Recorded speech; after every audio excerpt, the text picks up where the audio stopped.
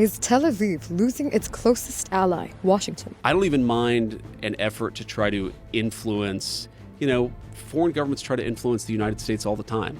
Israel does it, other countries do it. It's just sort of the nature of the beast. What bothers me is actually when Americans meaning American leadership, allows that influence to affect their judgment and to affect what they are advocating for. That's what really bothers me. For decades, the U.S.-Israel alliance has appeared almost unshakable. But signs of unusual tension between Israel and the U.S. have been on public display in recent weeks. And much of that tension centers on three issues: Türkiye, Iran, and Benjamin Netanyahu himself. Trump has repeatedly reminded Israel of the U.S.'s importance. Without us, without the United States, there would be no Israel.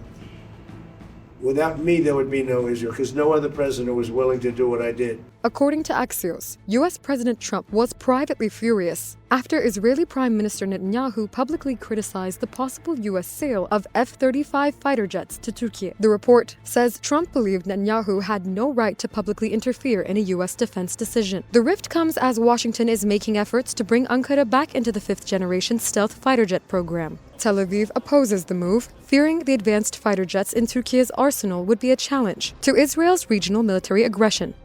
But the dispute goes beyond fighter jets. Washington and Tel Aviv increasingly appear to disagree over Iran and other wars Israel has launched in the region. The Trump administration has signaled interest in pursuing diplomacy with Tehran, but Vice President J.D. Vance has suggested that some members of the Israeli government have been trying to undermine those diplomatic efforts in favor of extending military confrontation. His statements mark a noticeable shift in tone from one of Israel's strongest political allies.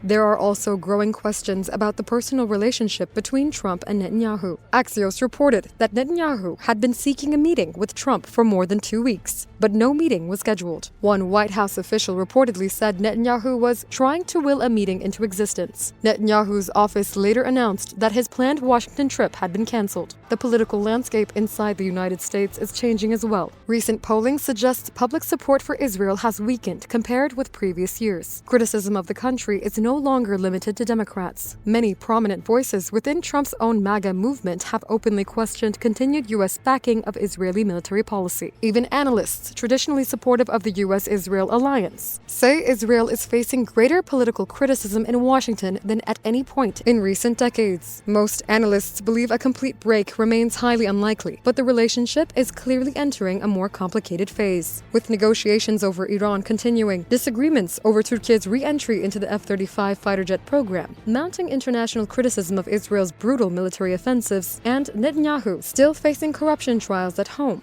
while political pressure builds ahead of a possible election later this year. The future of the bon ami between the two allies may be entering a new, uncertain chapter.